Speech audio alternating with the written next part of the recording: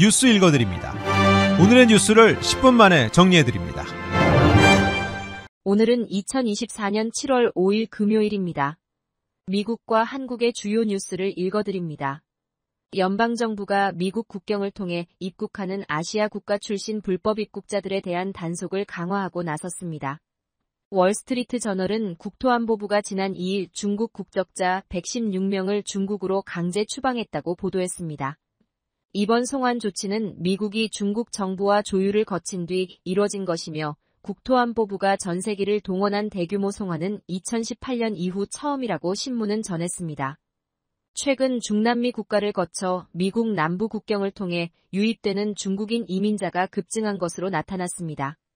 국경세관보호국은 지난해 10월부터 지난 5월까지 남서부 국경을 따라 중국 국적자 3만 1,077명을 체포했다고 밝혔습니다.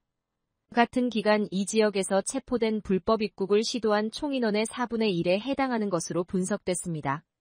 월스트리트 저널은 이렇게 유입되는 중국인들은 비자를 받을 가능성이 없는 사람들이 많으며 경제적 어려움을 겪었거나 중국 당국으로부터 억압을 받아 밀입국을 시도하는 경우가 많다고 지적했습니다.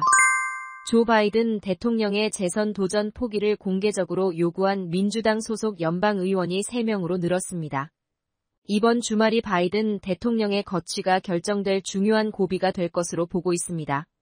매사추세츠주의 세스 몰튼 하원 의원은 보스턴 지역 라디오 방송에 나와 바이든 대통령은 우리나라를 위해 엄청난 봉사를 했지만 새로운 리더들이 나와서 트럼프 전 대통령에 맞서 출마하도록 바이든 대통령은 옆으로 비켜서야 한다고 주장했습니다.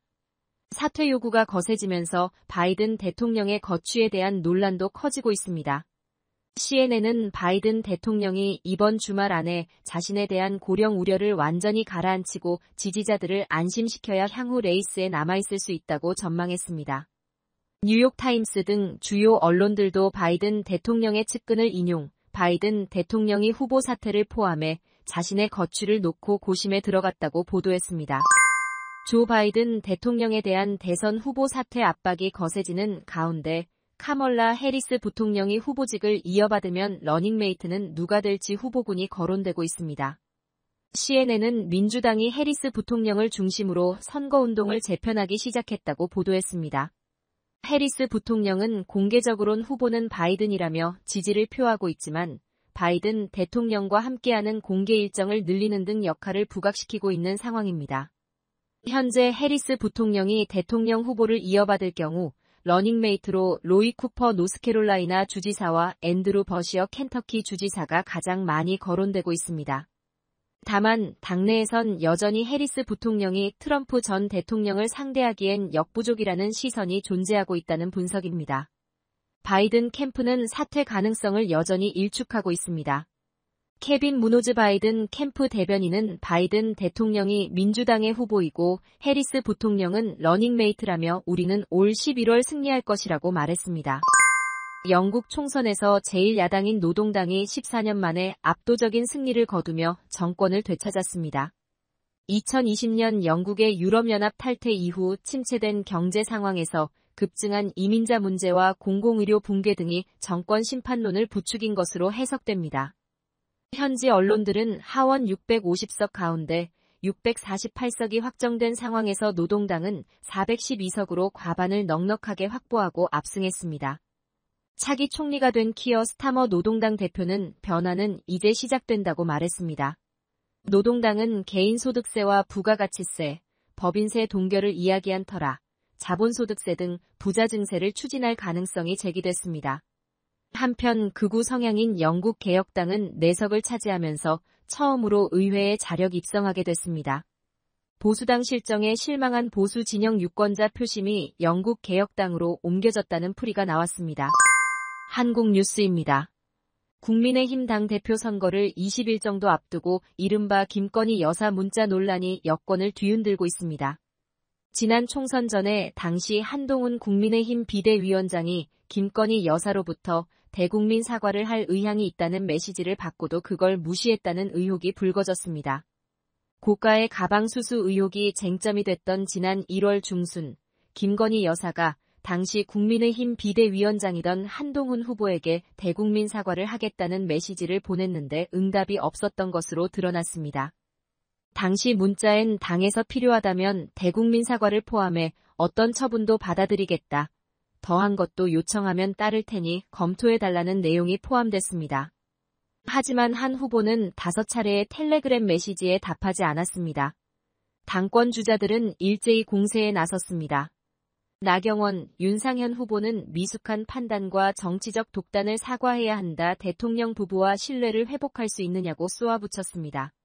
한동훈 후보는 메시지를 받은 사실은 인정했습니다. 하지만 내용이 다르고 대통령실과는 공적 통로로 사과 필요성을 강조했었다고 반박했습니다.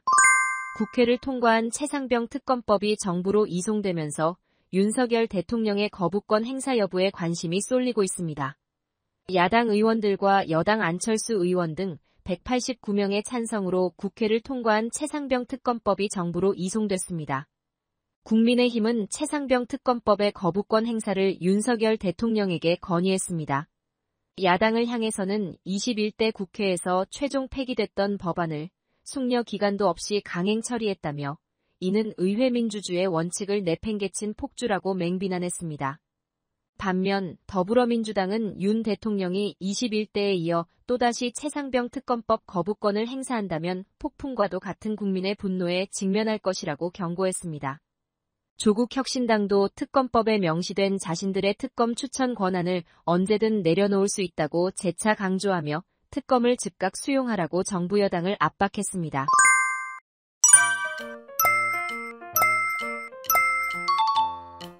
끝으로 날씨입니다. 남부 캘리포니아 오늘부터 폭염 예보됐습니다. LA와 오렌지 카운티는 낮 최고 기온은 93도, 밤 최저 기온은 71도 예상됩니다. 밸리와 인랜드 엠파이어 지역 낮 최고 기온은 108도, 밤 최저 기온은 70도 전망됩니다. 해안가 지역은 낮 최고 기온 77도, 밤 최저 기온 68도 예상됩니다. 산간 지역 낮 최고 기온은 90도, 밤 최저 기온은 57도, 사막 지역은 낮 최고 기온은 114도, 밤 최저 기온은 84도 전망됩니다. 오늘의 뉴스 읽어드렸습니다. 고맙습니다.